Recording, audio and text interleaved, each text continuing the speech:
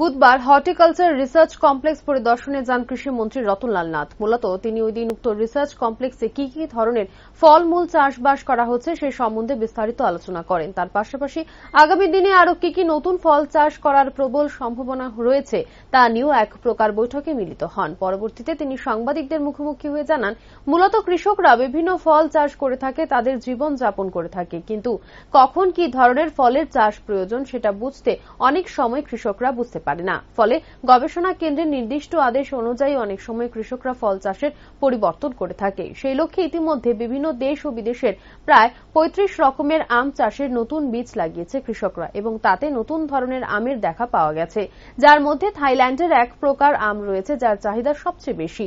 তাছাড়াও আলমন্ড চাষের ক্ষেত্রে বিশেষ উদ্যোগ গ্রহণ করা হয়েছে, ফলে প্রায় 12খানা আলমন্ড গাছও লাগানো হয়েছে। এমনকি পেয়ারা, আনারস, ড্রাগন ফ্রুট সহ আরও বিভিন্ন ধরনের ফলের চাষ করা হচ্ছে। শুধু তাই নয়, এই সমস্ত ফলগুলির মধ্যে সবচেয়ে ভালো চাহিদা রয়েছে আমের বলে অভিমত ব্যক্ত করেন মন্ত্রী।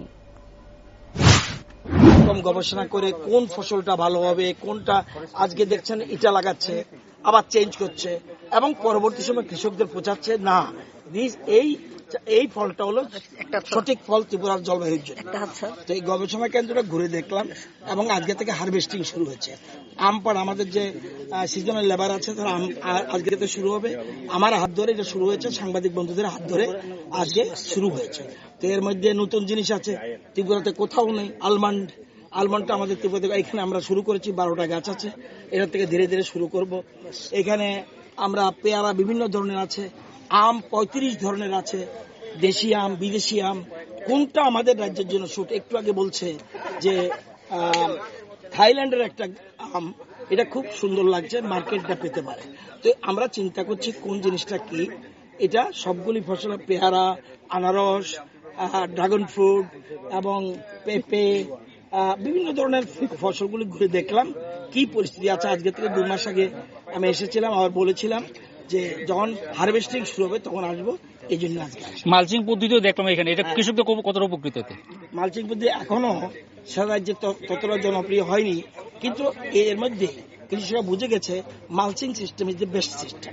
এতে খরচ কমে এবং কস্টিং যেমন কম আসে, পোকা ধরবে না এবং জঙ্গল হবে না। এই জিনিসগুলি মালচিং পদ্ধতি এখন ইদানিং প্রায় 25% কৃষকরা বুঝে গেছে মালচিং পদ্ধতি ইজ বেস্ট। ধানের ক্ষেত্রে নয়, অনলি হর্টিকালচার, হর্টি ইউজের ক্ষেত্রে মালচিং।